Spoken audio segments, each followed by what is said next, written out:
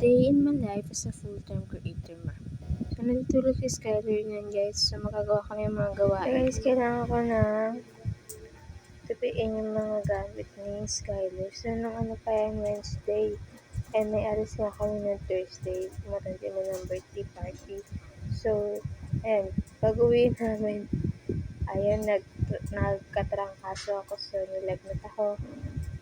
And, kaya hindi ko na siya nagawa. So, hindi na rin nakapasok yung partner ko kasi nga, parang mag-aasikaso sa akin. So, pagpapas kasi ng lagnat ko that time. So, ngayon ko na lang siya magagawa. So, guys, pagpasensyahan nyo na yung mukha ko dyan. Dyan yung background. Wala pa kasi kami sariling bahay. So, update ko na lang kapag meron na. Nakatira kami sa mama ko. Binigyan na ako ng hinati lang yung bahay namin. Binigyan na ako ng maliit na kwarto din ng maliit na kusina. Kasya lang talaga kami tatlo dito. So, pero pag may bahay na kami, update ko kayo. So, dahil tulog si Skyler, ngayon ko lang nagagawa yung mga gawain ko. Kaya naman talaga pag tulog yung mga junakis natin, doon lang tayo nakakapaggawa ng mga kung ano-ano lahat ng mga gawain na gagawa natin kapag tulog yung mga anak natin.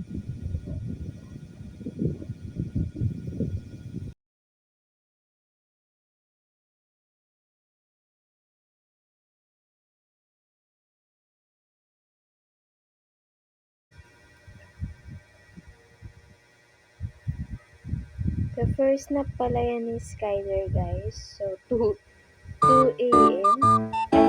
2 p.m. 2 p.m. siya ang first nap niya. Then second nap niya is 8 na hanggang madaling araw na yun. So nagigising siya mga around 4 a.m. So tapos na ako magtupi guys. So ayan, ilagay ko na siya sa Durabox ni Skyler. So yung organizer clothes na yan is na-order siya sa Shopee. So, nilagay ko lang siya sa Durabox para naka-organize yung damit ni Skyler. So, yung mga sando niya, hiniwalay ko lang yung mga onesies niya, saka sando. Then, yung mga medyas niya, mga sombrero, yan ko nilalagay sa clothes organizer na yan.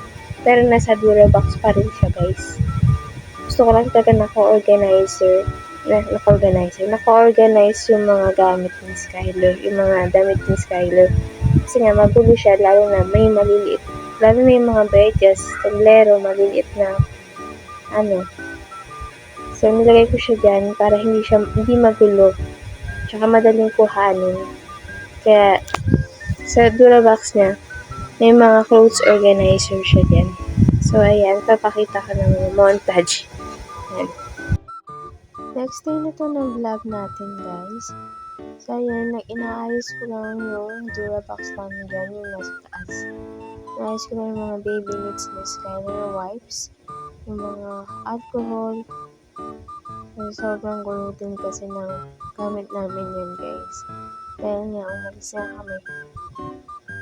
So pagdating namin, talagang matinding linisin din. Nilagnat pa ako nun. Tinangkaso ko kaya yung partner ko na lang naglinis. So, umalis ako dyan, guys. Itang-ita naman siya. Kinuha ko lang sa CR yung shampoo ni Skyler. Kasi nga, naligo siya that time. So, yung partner ko yung naglinis dyan pag uwi namin talaga. So, syempre, lalaki. Hindi rin naayos yung taas ng Durabox namin. And, kinuha ko lang yung shampoo ni Skyler. So, anyway, guys, yung shampoo ni Skyler is Johnson. 1,000 ml yan guys. So, na-order ko siya sa Shopee. So, dyan din nakalagay yung mga makeup ko guys. Tayo ng mga wipes ni Skyler. So guys, yun naman yung sinasabi kong mini kusina namin guys. So, baka kayo magtaka kayo guys, wala akong plato pa. Nasa ugasan kasi siya guys. So, ayan. Nililigpit ko lang din yung dead end ni Skyler nila. Mamaya kita tubig. So, anyway guys, breastfeed ako. minimix ko lang talaga siya. Sinunok ko lang na siya sa milk ko. So, ayan, binobona ko pa siya. Ayan. So, ayan po yung mini kusina namin, guys. So, si Skyler tulog. So, ayan, nililikot ko lang yun. Damit niya na binigay ng kanyang mama la. So, guys, first time ko na mag-vlog, baka i-bash nyo ako. Charis! So, bye-bye. Yun lang, guys. Bye. Gusto ko lang talaga mag-vlog. Kasi nga, first time, dahil wala akong magawa, pagtulog na ang aking Junakis. So, nagpa-vlog na lang ako. So, ang hirap pala maging vlogger, no? Hindi mo alam kung saan may lalagay yung camera. Lagay doon, lagay dito.